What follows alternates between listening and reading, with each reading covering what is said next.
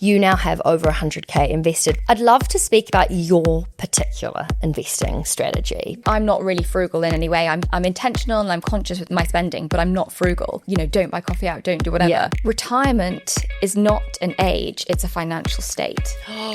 Investing for the long term is like walking upstairs with a yo-yo. And so your yo-yo is going up and down, but generally, because you're walking up the stairs, it's trending up. Like, we all get negative feelings if you feel like you're behind or if you feel like you're jealous of something.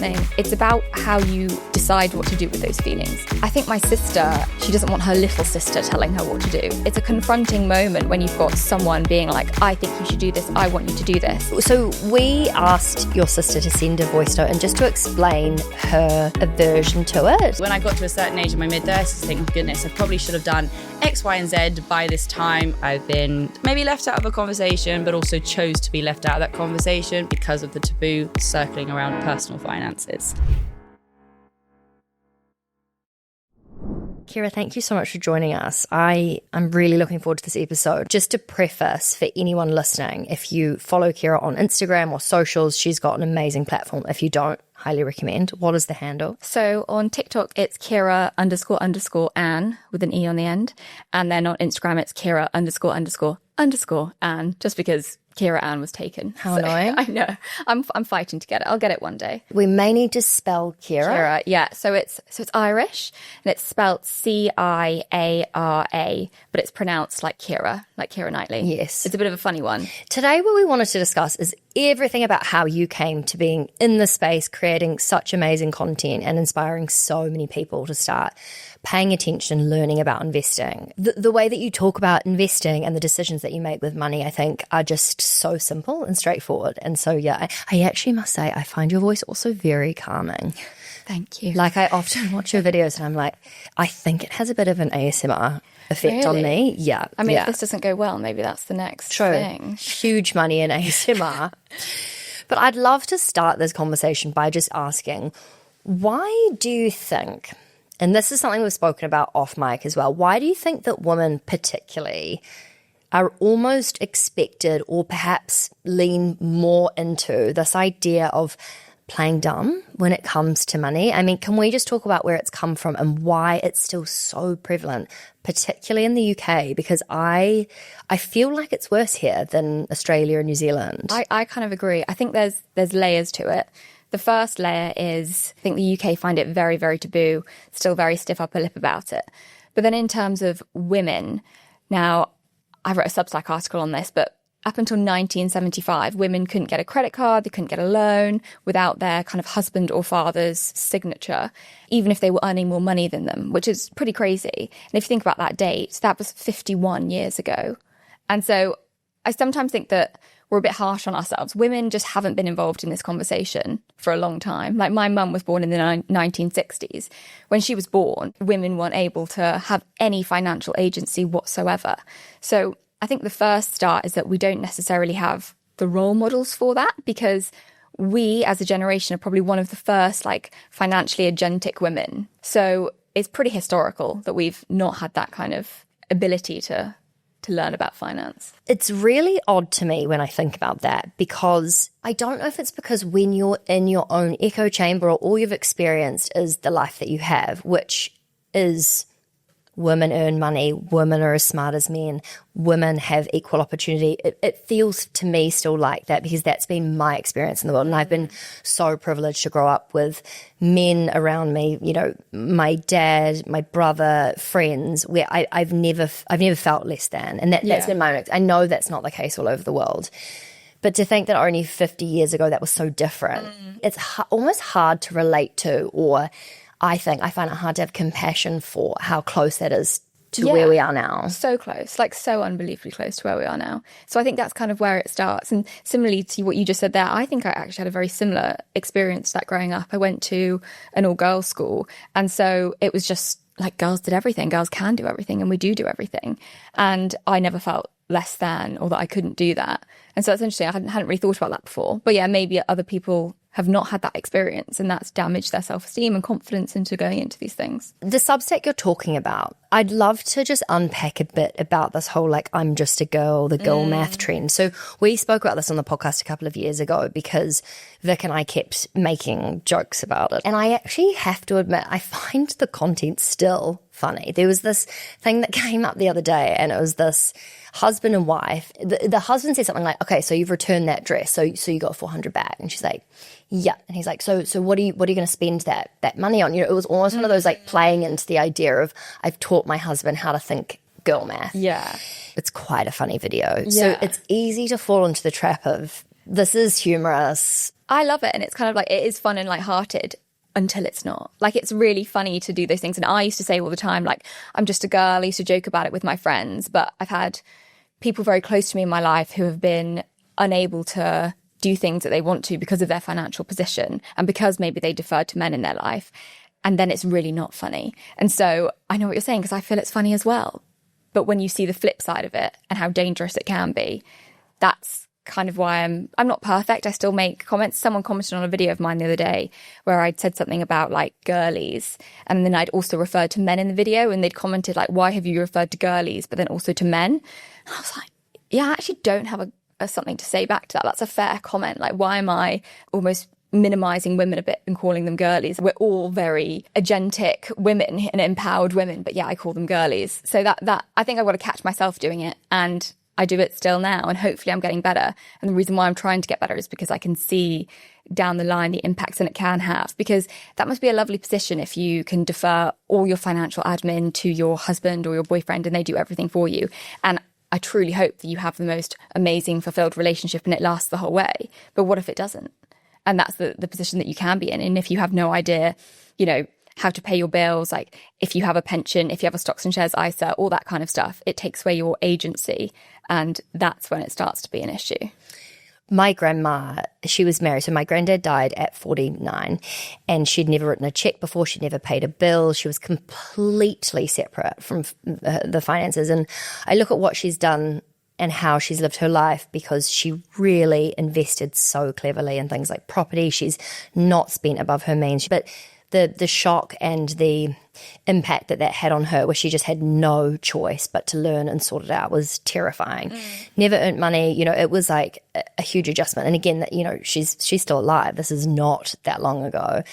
And my parents are divorced, so my mum found herself in a similar situation where she, you know, it's not rare that happens. And actually, I think if we look at our audience, we've got such a broad spectrum of people listening, but I could probably put money on the fact that the people who are in the older end of our demographic have probably been through a relationship breakup, looked around and thought, shit, I really need to sort this out. I'm going to have to learn about it, and then found the curve and have started learning and now really empowered. And we do get stories from people like that. But if you can preempt the potential of something like that happening, I think it's not just looking at, okay, if it all went tits up, what would I do and what would happen?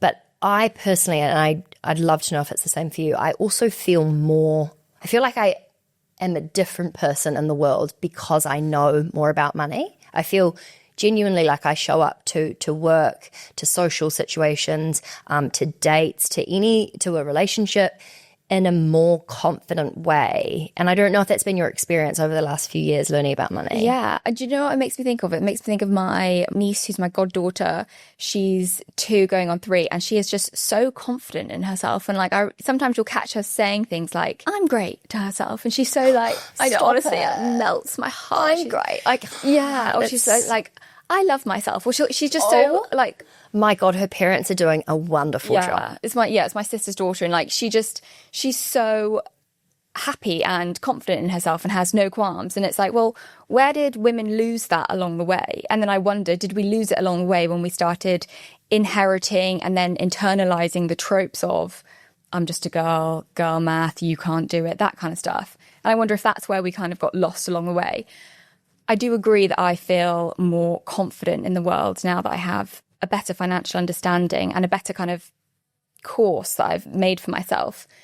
One of the things I always talk about is people just having an emergency fund. And, you know, I didn't have one until a couple of years ago. And that for me is just like, it's a financial buffer between me and the world. Like, if I'm in a job that I don't like, you can be like, okay, I can leave this and go to the next thing. Thankfully, I am in a job that I really like, but there are options that you give yourself in doing that. The key word for me, I think, is just agency. Like, maybe I should like tattooed on my forehead, just like. I don't know. I really like your face without a forehead tattoo. What you just said in terms of your niece as well as your own experience, I do think there's this, you have to experience it to believe it, that is really hard to talk about with people in a theoretical way. And we'll get to that more in a minute, because I think that really discussing how we can help to change that faster with friends, with family. Talking about money is allergic to someone until it's not, and breaking through that barrier. I think it's almost like if you said to someone that is constantly throwing their rubbish on the ground, that's really bad for the environment. They're probably going to not want to listen to you and move in the other direction. But if someone saw someone else picking up rubbish, there's something in the act of observing rather than being told. And you're an amazing example to so many people in your life and people online. You know, you didn't know about investing a few years ago. You've really upskilled and then done it. And so I think talking about it's really great. But also the idea of the emergency fund, it's crazy to think that it's not as though you haven't been in a financial position to create one. Oh, yeah. It just wasn't even on your radar to do it.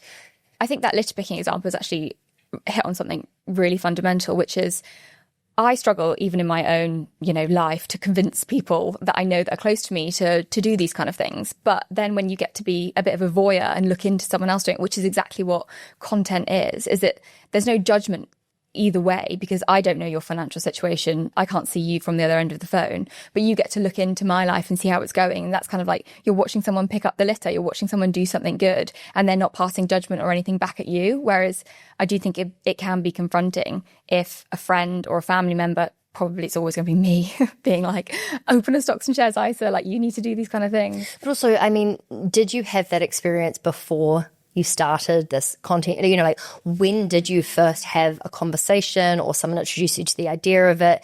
And how long did it take for you to first be introduced to actually doing something regularly about it? So the person that I knew was my boyfriend at the time, had an ISA, and he's one that kind of spoke me through it. That, I think, having someone that I knew that was doing it was good. But I'll be honest, the majority of my learning came from online. And then, to be honest, the algorithm just did me a favor. Like, it just served me this stuff. And that was just the easiest way to do it. And it wasn't even like I had to sit down and force myself to read a book I didn't want to read.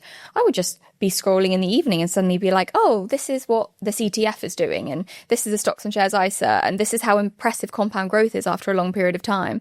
And I mean, I personally love a compound growth example because it just demonstrates the craziness. It's so motivating, isn't it? So motivating. And that's kind of it. It triggered some motivation in me, and I was like, okay, let's just give it a go. And also, this was during COVID, so couldn't really go out, couldn't spend my money anyway. Found a hobby. Yeah, I found a hobby. And it just, I just started dollar cost averaging into a stocks and shares ISA, and then it kind of went from there. What would you say your relationship was like pre-investing, and how has it changed in the last couple of years? It was more ostrichy, like head in the sand, like wasn't really looking at it. I wasn't bad with money. Like I didn't overspend on a credit card, and I was like earning good money. So I wouldn't say I was budgeting. I've never really had a formal budget that I stick to, but I was aware of my incomings and outgoings, and I wasn't really ever going into debt. Obviously, when I was at uni, I lived in my student overdraft, but I think that's a common experience for everyone. So it was average. It wasn't good. It wasn't bad. It wasn't planning in the future. I wasn't looking to the future. It was more just like, how am I going to do this right now? And that's kind of understandable when you're like 22, 23. No one's thinking about a pension. But the fact that in the UK that you are forcibly like opted in, I think is a really good thing. And then as you are forcibly opted in, if you actually look at your pension, you'll be like, oh, I actually do have a little pot of money now. I looked the other day and I had £10,000. Yeah. Which I know is still in its infancy. However, I thought this is actually so genius. I didn't even know it was there. Yeah. All of a sudden, I have £10,000 I didn't know about. It's so cool. Well, this is embarrassing. So before I'd started this whole journey of being a bit more financially literate, I had no idea where my pensions were. Like, not a clue. I found myself in a balanced fund without realising. And we preach like absolute martyrs about the importance of being, if you're young... Yeah. Being clever and realizing you can go into an adventurous fund, and it's the idea of risk is terrifying, and we really try and reframe that as like, think of it as a spice chart, Like, this is such a weird example, and I don't know if it's a good one, but let's say you had meal that was really spicy, if you had your cup of milk or something, you can balance out what might be a little bit spicy because you're prepared. Do you know what I mean? Like the idea of being in a really spicy, aka risky or growth fund, may be scary for people because they think that it's going to be going up and down and you're going to lose money. I think that's what a lot of people who haven't invested yet think. But really, the whole point is if you look at the last 30 years of the stock market, it's gone up to the right by an average of 10 to 11% every year. So that's not then scary if you're young and you've got time. But I found myself in a balanced fund and I was like, girls, I like sent everyone a Slack message being like, everyone check their pensions. I'm accidentally in the moderate. Make sure you're not, not advice, but like, please look into this. But yeah, I wonder when you first started learning about investing and you were starting to see, okay, like dollar cost averaging, which we'll go into and explain in a second, or compounding interest, again, we'll go into it in more detail. Were there any concepts or principles when you were first digging in that you were like, oh, it's not landing, this one's really hard? I think understanding how much compound growth compounds at the very end is almost incomprehensible to most people. Like it is almost incomprehensible. It's why it's the eighth wonder of the world by Warren Buffett. And that's why I actually really like those graphs or diagrams that show it to you, because I couldn't really get my head around that. Because when you first start it, and like, I get it, like, I'm still probably at the starting end of my investing journey.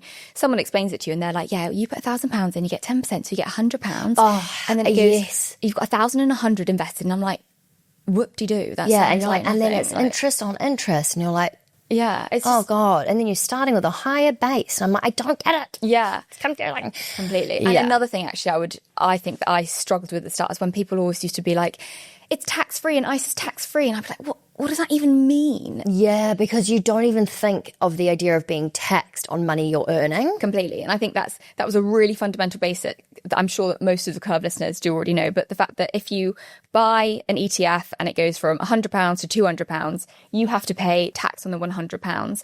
But if it's in a stocks and shares ISA, you don't pay tax on that. And for me, that was a light bulb moment where I was like, oh, I see what you mean. It's tax-free. Oh, I get more money I get it. Yeah, I agree. And for anyone that thinks about or isn't quite sure what compound interest means, if you can look at this visually, I think just quickly look at the screen and we'll just put up a graph that shows the money you put in over a period of time, and then there'll be the interest you earn on the money that's already invested. And you can see over a long period of time, it goes really steep at the top. And it just shows that if you have money invested over a long period of time, this idea of compounding interest and making lots more money in the later years, it's just, if you just see a visual, just trust us. It's amazing. It was actually those pieces of content were actually, one of them went viral. It's got like over 1 million views. And it's kind of what started my content journey really going off, is because I did a compound growth worked example of just, if you were investing, X amount per month, how much you would have when you got to 60, or how much do you need to invest per month to retire a millionaire at 60. And those pieces of content, really went viral and had so many people messaging me after that being like, how do I do this? How do I get involved? Also being like, is this true? Yeah, it's like, it is true, but like there's other things to take into consideration. But yeah, like this is how it works. And that was really inspirational to people. And so I think actually understanding compound growth is one of those light bulb moments. Do you know what I think it is as well?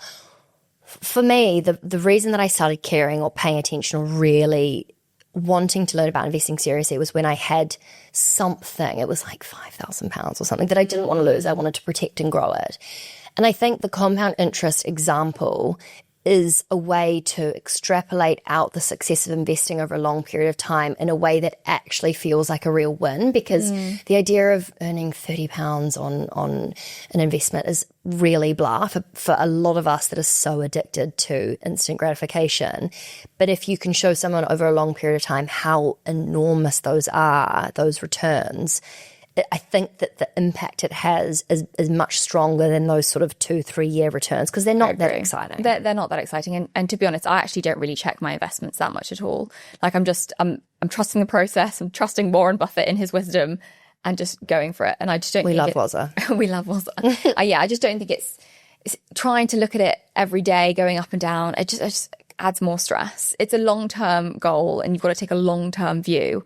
And some people actually really hate that. And I actually think that's another reason why people really struggle with personal finance is you are talking about worst case scenarios, something going wrong in an emergency fund, retiring, getting old and not being happy, and like making people think about, 10, 20, 30, 40 years in the future. But a lot of people don't think 2, 3, 4 years in the future. 2 weeks. Exactly. And so I kind of think it's not just the money, it's what the money is also then making you think about.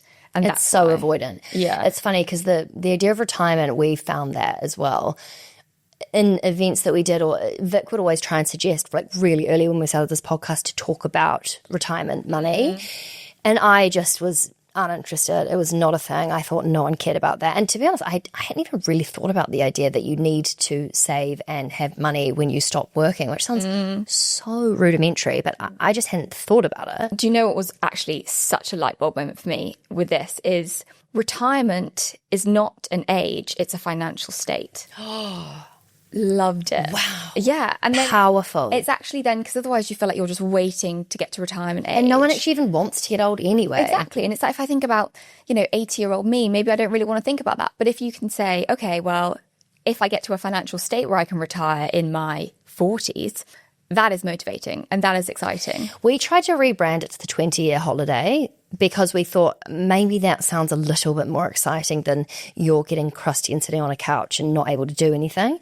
But even that indicates the idea that you only have 20 years left to live, which is scary in itself. Yeah. So maybe it's because I think the financial independence or the financial freedom also doesn't really hit. Like we need to find a name for it, I think, which is just, it's not retirement, it's not financial independence. I don't have a name for it, but the thing that I kind of look towards is Coast Fi. You might have heard about it before. No. It's basically Coast Fire. So it's a little bit of a watered down version of Fire. Fire is obviously financial independence, retire early.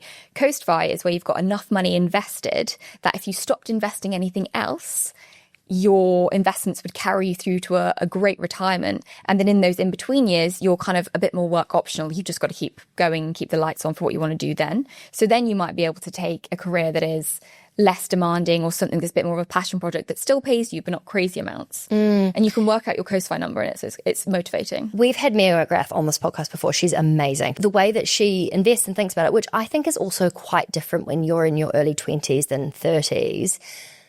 It's not for some people, but for me, I'm not super motivated by the idea of sacrificing kind of almost all the things that I want to do in the moment to be able to then retire early. I completely understand the concept, but for me, it doesn't really get a fire up my completely. I met Mia the other day, and Mia was actually a real inspiration for me for starting this content stuff. And I said that to her, and I'd always thought that Mia had done an amazing job at going for the kind of Gen Zers, and she'd gone through this frugal state to get there, and that's frugal chic, and she said amazing things.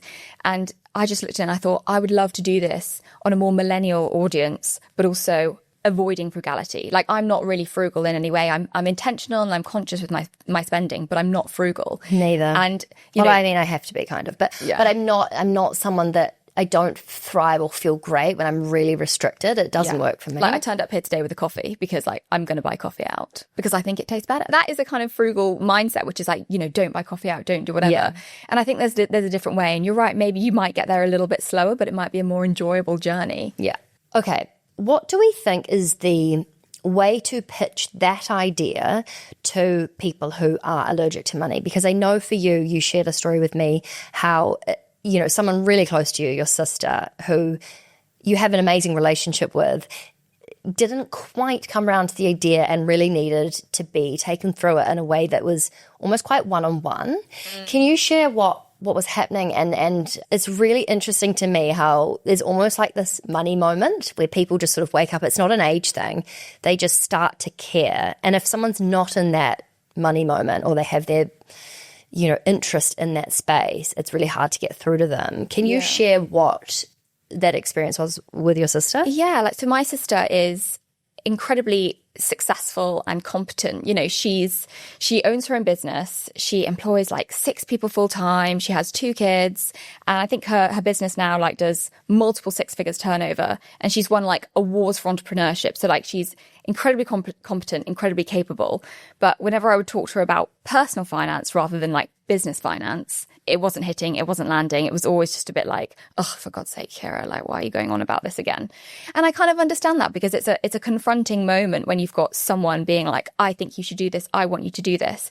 And if I'm being honest, I don't think I've mastered doing it in person. I actually haven't, because I really had to force my sister to open a stocks and shares ISA. But the reason for the content is because I don't think it's as confronting by doing it that way, is that someone can dip in, dip out, and it's me not looking at your financial situation.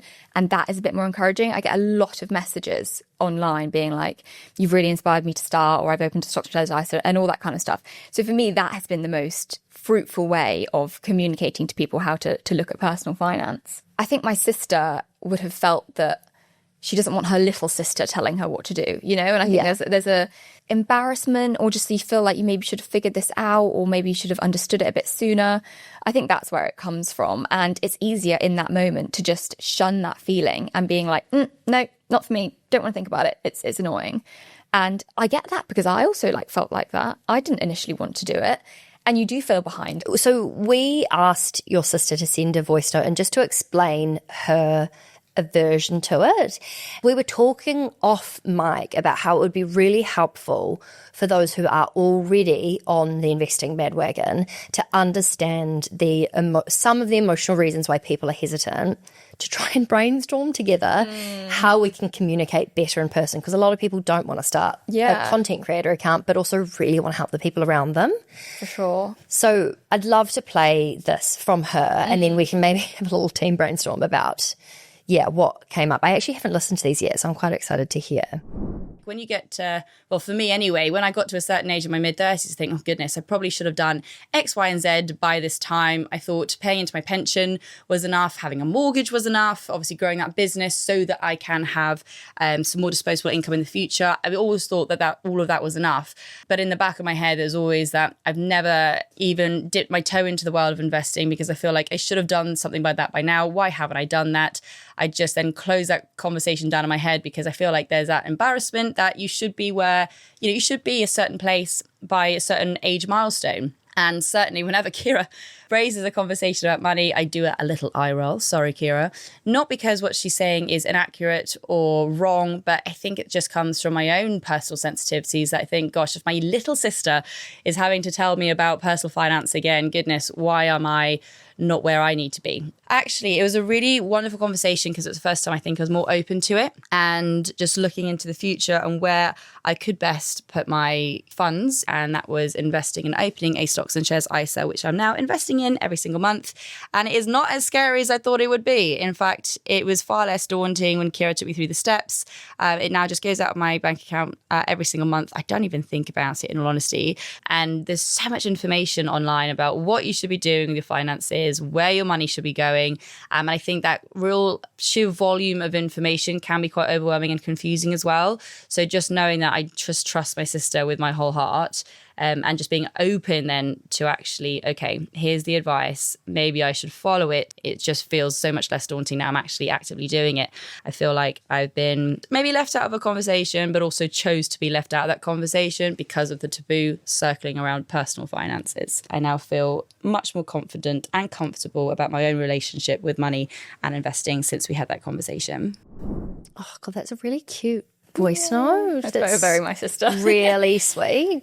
But I think, you're right. It obviously does come down to just that it's like the avoidance piece. When you haven't done something, it's so much easier to compartmentalize and just keep moving through the phase of avoidance, because it's too scary to face it. The thing that she said at the end actually really got me, which was, I feel like I've been left out of a conversation, but also I was leaving myself out of the conversation. And I think that's fair. It's not taught in schools. So you do actually have to fight to be a bit part of the conversation. And it's actually not a conversation that women have.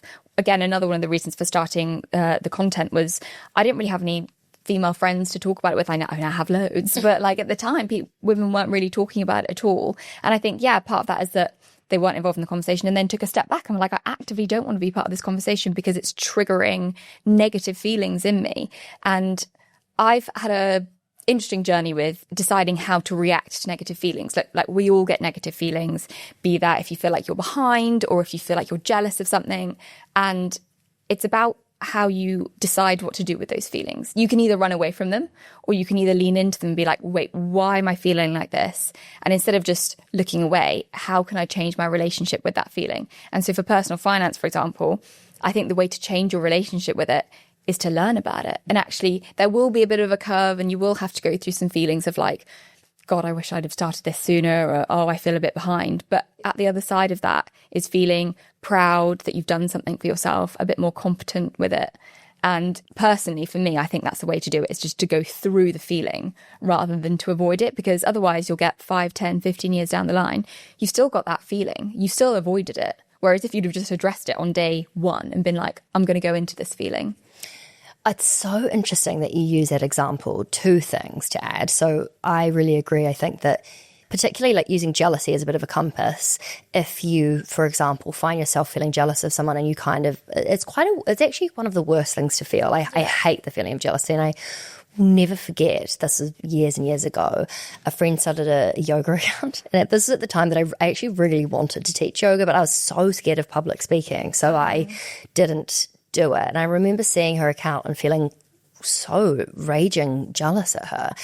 And it was the same thing. I used it as, oh my God, I realized the reason I'm jealous is because she's doing what I want to do. Yeah. Rather than putting that onus or that feeling into how it was sort of bubbling up. It was actually just more, okay, right, I need to actually just take note of this. And so it's actually helpful now if I notice myself feeling jealous. Yeah. It's because someone has something or is doing something I want. And that's helpful when it can be so confusing to figure out what you want to do with your time, your life, your money. I think that's such a great example, because like if you'd have told me about that person who started the yoga account and I'd seen it, I would have felt zero jealousy. Like, don't get me wrong, I love yoga as much as the next person. Not offended.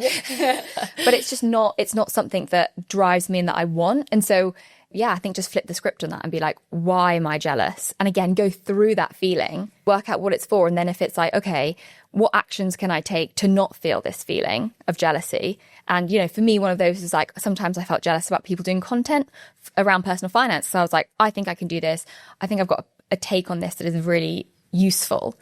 And I went through that feeling of jealousy, and just to be like, I'm just going to do it. And now the feelings of jealousy are replaced with pride for doing it myself, excitement for where it's going, and just an appreciation for the hard work that goes into it. And I don't feel jealous anymore. And I'm really proud of that now, because I'm at the other end of it. I think the idea of going through a feeling as well, whether it's jealousy or anything else, I will never forget this piece of advice a friend gave me when I was going through my last breakup. It was like 2 years ago. Your brain is trying to avoid this uncomfortable feeling because it wants to fix it. It's trying to find a solution to get rid of that feeling. The best thing you can do to process it is sit in it and actually really magnify it. So I was like blasting sad Taylor Swift songs, bawling my eyes out. But I got through that breakup in such a powerful way where I moved through the feeling rather than carrying it for a really long time. And I think that's something that no one had ever really talked to me about or explained, and I think it's true for any feeling. If you sit in it, for example, fear, if you're scared of the idea of what it means to learn about money, that's okay, but like unless you sit with the fear and let it magnify and then learn and get your way through it, you may learn about it but not actually process that emotion of fear and still approach your finances in quite a fearful way. So I think that's really great advice. I'd love to speak about your particular investing strategy, because you now have over 100K invested, which is amazing.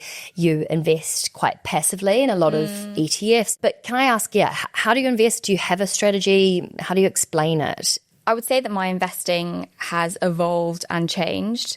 Or was at the outset, I have to say, # not financial advice. Oh, God, yeah. Not financial advice. No one do what we say. Learn about it. Move through the emotions, etc. Also, some of the disclaimers can really scare people. And so if you don't explain them properly, because obviously you have to say capital is at risk when investing, like your investment can go up as well as down. People are just like, what do you mean it can go down? Like I don't want to be risky. Why would it be risky? Exactly, completely. But then it's like, well, what's the risk you're taking by leaving your money in cash that's getting eaten by inflation? And that's definitely going to happen. It's way riskier. Yeah.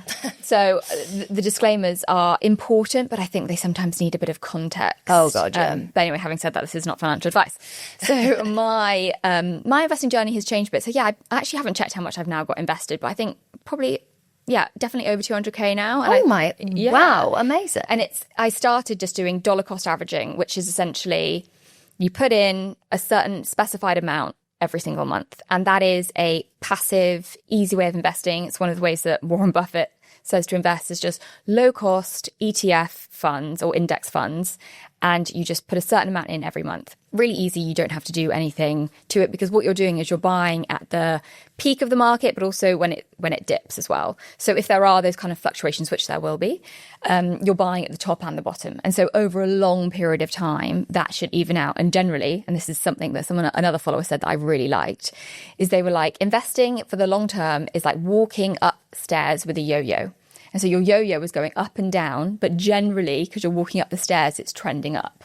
So if you looked at a graph, I love that. Yeah, going up and down, but it's trending up. But that's kind of evolved now. I'd say that I don't know what we want to call it, but something like. Well, okay, so we've been talking about this off mic. How do we rebrand this idea? Once you catch the like excitement around investing, it's kind of addictive and in a healthy way where so if you're someone, and I'm the same as you, where I get excited, I like learning about what's happening in the market. I never thought I cared about the economy. I now really enjoy understanding what's going on and then how I can make money through investing with that information in mind. And so this idea of sort of morphing what is a really traditional old school investing approach, dollar cost averaging, Ciara has this really cool thing that she does that's a bit different, and we're trying to think about how we can reframe it or what we call it. Yeah, so there used to be, there is something called like modified dollar cost averaging, and I guess it's kind of my own take on that, which is kind of, I'm going to call it curated dollar cost averaging, which is just essentially, say you had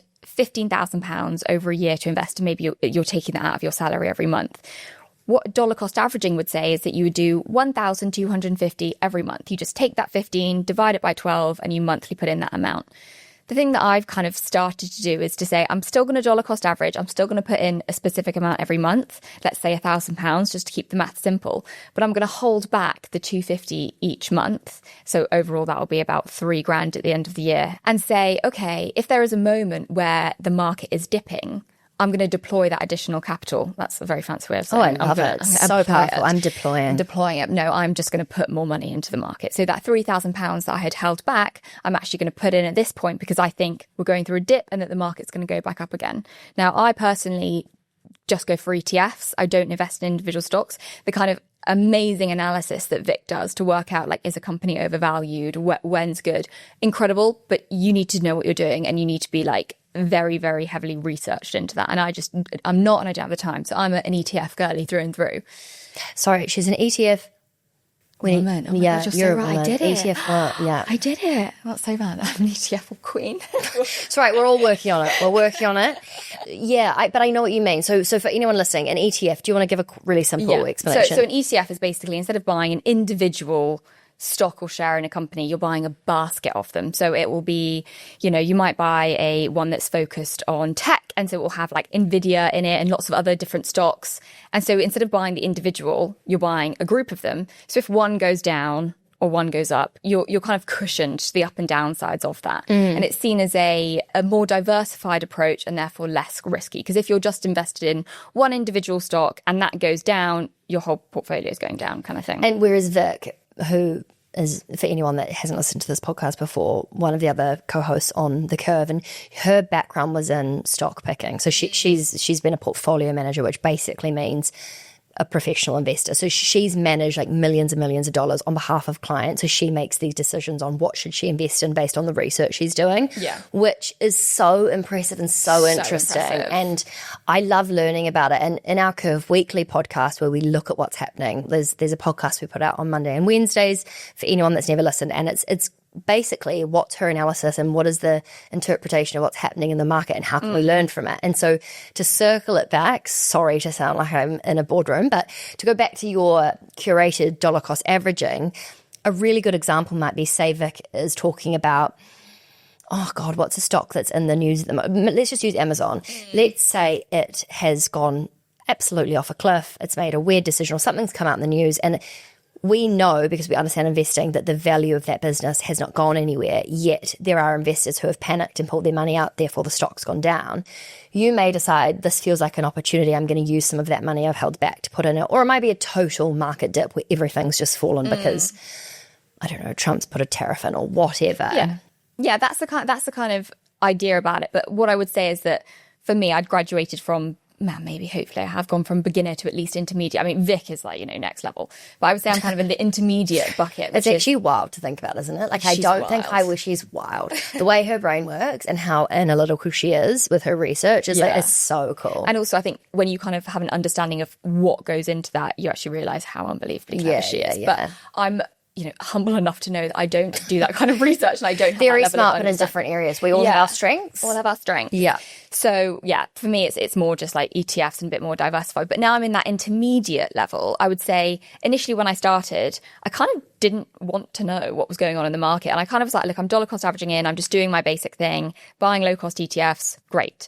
And then when I was like, I've got a bit of skin in the game here now. I'm interested in this. Like, I understand a bit more of the mechanics of what's going on. I am ready, and I feel ready to take a little bit more risk, not with my entire portfolio, but with a small amount that I have saved in a little side pocket each month that I could maybe be like, oh, actually, let's try something a bit here. So that's how I feel about it. I feel like now that I've gone up to the intermediate stage, I'm ready for a bit of curated dollar cost averaging, but still, majority, I'm just dollar cost averaging in. Yeah, and I think that's a really good example of understanding and knowing your own. Everyone talks about this, and you'll hear it a lot in investing, particularly if you're following more male like finfluencers or content creators or people who have worked in the industry, where they talk about risk appetite, and I really struggle with this as a definition because I think it's just such a confusing concept, and it's so easy.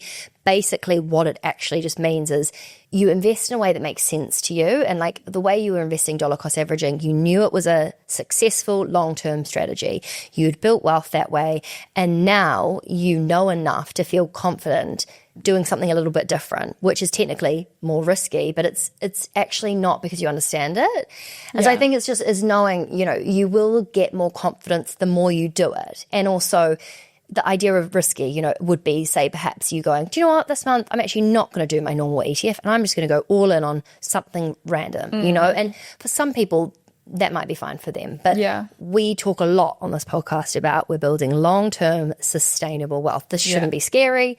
It shouldn't be all over the show. And so I think it's just about knowing how you want to invest. And most women want to do it in that way. Do you know what's amazing about that? Because I obviously beat the long-term investing, like long-term drum. Is that what happens a lot on social media is that there will be fake accounts that are created of me on TikTok or Instagram, and it will be scam artists basically pretending to be me and trying to say, hey, sign up to this link and I can get you like crypto or I can do whatever. Yeah, it's constant. I'm like constantly fighting, reporting them to TikTok. What a waste of time. How annoying. Yeah. But then what's amazing is that my followers will message me and be like, don't worry, I didn't fall for it. I knew you'd never do something like that. Iconic.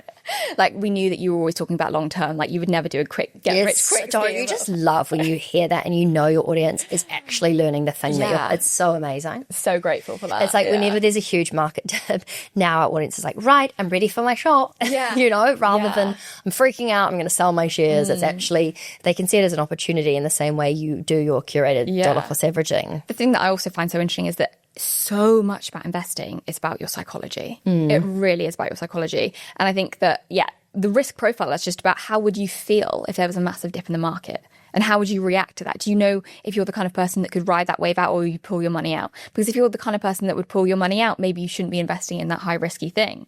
Or how do you Because the idea is if you want to invest, you should leave that money in at least for 5 years. So if you're going to have a knee-jerk freak out reaction and pull your money out if something's gone down, which is fair, and a lot of people would feel like that. It's just, that's not a good way to invest, is to invest, pull out, invest, pull out. Yeah, so completely. Then it's about finding a different investment asset or just in your portfolio, you've got to be looking at different things that are less volatile, maybe like bonds or something like that, But it is all about psychology and about knowing yourself. I agree. Can we talk about some of your favorite ETFs? Again, this is not advice. There's so many different ETFs, and I know you invest in lots of different things. Yeah. The S&P 500 is the top 500 companies in America. There's maybe 100 different versions of that are just called different things. Like, it might seem like there's a lot, but really there's some quite iconic, tried and true, like you can buy an ETF that's a global ETF that invests in every company. Do you have any that you do that are maybe, I don't know, slightly different to those? I have I'm going to forget the name of it now, but I have an ESG developed all world one. I think it's Vanguard. And I think I put about a couple of years ago. I think it's got about 3 grand in it, and it's now returned me like 5.8. Wow. Like, it's done amazingly well. What I really love about that one is that it's an ESG fund, and it's like, yeah, you can invest in a good way, in a way that you feel happy about, and it'd be good for the planet. So yeah, that's probably one of my faves. But generally, I'm pretty boring in my investing. I just go for, S&P 500, maybe some of the FTSE All World, those kind of things.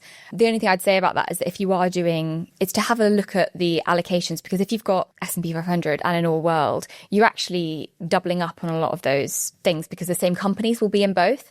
So it's just about having a look a little bit under the hood and what's in those. One of the things that I think can be really contentious, particularly around friends, a lot of people who listen to our podcast, and I think the way, probably because of the people we have on, and also Vic and I went to school together, so we try and make it feel like you are listening with friends or learning with friends, but I think it would be not honest to avoid the conversation of jealousy within friendship groups, within how much someone else might need to retire. There is definitely judgment around like how much other people earn still, and I think it can be really disempowering and emotional, honestly. I don't know if you've thought about it or if you have any advice. I think money in friendship groups is a tough subject, and definitely probably one that's just under the radar. People don't really talk about it. I mean, for me, I definitely, and I'm not saying that anyone had done anything wrong, but when I first started my content, I blocked everyone I knew. It was to do with my own kind of embarrassment about it. And I mean, it's really scary. Really scary. Like, you've never done it before, and you're putting yourself out there massively. I like completely, wholeheartedly support the idea of blocking anyone. I think I would do the same if I didn't have a co-host or a business partner. I think people that have started their own thing know what it's like to stare at a screen that says 0 followers, 0 posts, and have to put something out. Well, I'm wanting to put something out, and then also in the kind of industry, you have to do what's known as providing credibility. Like, why should you listen to me? You know, you're not going to listen to me if I'm just a random person that's popped up on your screen and I'm like, this is what you should do. Whereas if I say, look, I've got 100k, 200k invested, I've got skin in the game, and you're explaining that, you're much more likely to people to be like, oh, you're credible, you understand this, let me follow you and listen more. And so part of the whole blocking thing for me was that I felt really embarrassed saying online to people I knew, hey, look what I've done in terms of finances. Because it's inherently not British. It's like what we spoke about at the very beginning of this podcast. It's like the opposite of how we're taught to behave and speak about money. Yeah, and the thing is, I don't necessarily think it was the wisest thing to do, because ultimately people find you and then probably feel a bit upset that they were blocked anyway. So it's a tough. But I think also the flip side of that is it was probably kind of scary for you to have to start every video with the credibility piece, because you know you need to. But it's not as though you're going to go and meet someone on the street and say, hi, I'm Ciara, I've got 100 grand invested, nice to meet you. You know, it is quite vulnerable. When we first started The Curve, it was very similar for Vic. She saved and invested 100 grand before she went full-time in The Curve, because she wanted to have a buffer to, this is at the point where we were earning money. I'd worked full-time for 2 years, but she still wanted that backstop. And I said to her, this is such like an amazing achievement to talk about. Can we talk about it publicly, that this is what you did to be able to go full-time? And there was a lot of hesitancy around that, around talking about her property. She's got millions invested in property. She's so financially successful, and it's exactly the same thing. It's so scary to talk about, and you feel like you're being a show off. Well, yeah, but you don't know. Not. Well, you don't know what you're triggering in someone, and you know, for some people, I get loads of amazing messages from people being like, "This has really inspired me to start investing, and this is really inspirational," and that's kind of the hope of it. But you also don't know that someone might turn around and be like, "Oh God, shut up, you're gloating." But some people might actually decide, this is actually going to trigger something for me in a positive way, and I want to learn. And if I can find those people, great, I'm going to try. And I think it comes from such a good place, but it can be really hard as well, I think, to take negative feedback from anybody, but specifically, and way worse when it comes from someone you know. And so I think that, you know, I mean, if we get a negative comment or someone's like saying you did this, whatever, it's actually, we're all human, and it's I'm an emotional gal, you know, I'm a sensitive Sally, and I find it hard. And when I'd first started, if those were coming from people I knew, I don't know if I would have ever done it, you know. But you know what, I think that's it. It was so fragile when I started it 6 months ago. I was so fragile about it. honestly, if I'd have had one person be like, this is a ridiculous, like you're gloating online, like how absurd, I know that I'd have been like, oh okay, nothing gone. Off I go into my coffin, never again. Yeah. Shut up. Yeah. And I think I knew it was that fragile, and that's why I felt like I had to do it in that way. I think it's absolutely the most impressive thing ever that in 6 months you've managed to do what you have. And for anyone that doesn't follow your accounts, we'll link them in the show notes. But thank you so much for coming on. I loved this. Yeah, I almost, so Vic's just gone, she's in New Zealand, and I almost feel like, you kind of weirdly remind me of a British Vic. I don't know if it's like the colouring or what's going on. I'll take that. I think she's so chic. She's so chic. She's so chic. I wish I had her investment knowledge. I wish I had her portfolio. Yeah, and her not jealous, just really would love it. Couldn't say no to that. Yeah, we also have the same hat. If you're listening, Vic. Yeah. Great hat. Both were at Wimbledon. Yeah, very exactly. Good look. But no, thank you so much. Loved this conversation. Thank you. Thank you so much for listening to Raising the Curve. These conversations are designed to teach you everything you need to know to be better with your money, from saving to investing to talking with your friends about your salaries, all of that stuff. And if you like what you heard, we would love if you could please hit subscribe wherever you're listening and leave a comment. Let us know what you thought about the episode. And it only takes 1 second and it would really make our week, our month, our year. Yeah. So please do it. Okay. Love you. Bye. Okay, quickly. The Curve was created to empower and educate you about investing, but we are not financial advisors. Our platform exists for educational purposes only, and it doesn't provide personalized investing advice for your individual needs and should not be relied upon to make an investment or financial decision. And always remember to do your own research before making any investment or financial decision. We're here for any knowledge and support you need, but the final call is always yours. And thanks for being here. You got this. Yeah, we know you got this.